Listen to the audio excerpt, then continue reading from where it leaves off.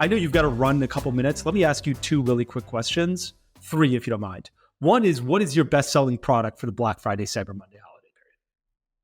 I mean, we're still like, our t-shirt is just second to none. We're the best t-shirt in the world. And so to this date, it's our first hero product and has remained like the top one. But we do have other categories growing really rapidly.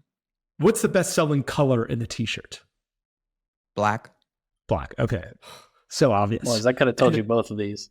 Yeah. And then, when you guys think about Black Friday, Cyber Monday, before we jumped on, you're like, look, I've basically been working for like 3 weeks straight or 4 weeks straight because it's peak season. What do you guys do a post-mortem for Black Friday? Do you guys go back like, in January and say, this is what we did well, this is what we did poorly? How do you guys think about that? A lot of other companies admire you. A lot of other founders, including me, admire you and the way you think about things, Ben. I'd love to understand how you think about this and frankly, copy how you think about this. How do you think about going back and analyzing what worked and what didn't work? Or is it sort of like, do you guys do that? Is there a post-mortem? Is there a team meeting where you're like, what emails drove what revenue? How do you think about that? Absolutely. So the first thing I want to say as a company is like, I hugely value debriefing, learning, and most importantly, taking very specific actions to improve go forward, right? And so it's very data driven. We're a company where like no BS can fly around, right? So we say move the needle. And so first thing we got to make sure in every area of the business is like, do we have a well-defined needle? Like what is it that we're looking for when we're trying to figure out like, is this email working better than that?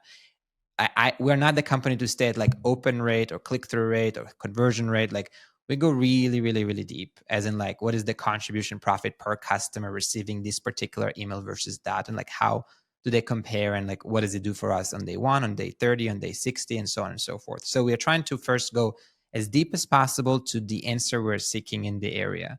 And then we are constantly, I wouldn't even say waiting until January. We're constantly looking, like we are debriefing Black Friday on Saturday. And we're like, what went well yesterday to do today, right? We're not waiting for let's plan on next Black Friday. Like, what do we implement to go into Cyber Monday? There's no time to waste, right? And it's like, and that's the mindset over here. Just like this, I would say it in one line, and that's what I tell all my employees all the time. We are just relentless about being better tomorrow than we are today. And that is the mindset. It's not a next month. It's not a next year. It's like tomorrow than today. And every single day, you need to review the outcomes of your actions and figure out for yourself, how are you bettering yourself, your department, your area tomorrow than you were today? And that's the mindset here. And I think it's great, although many people might find it to be intense.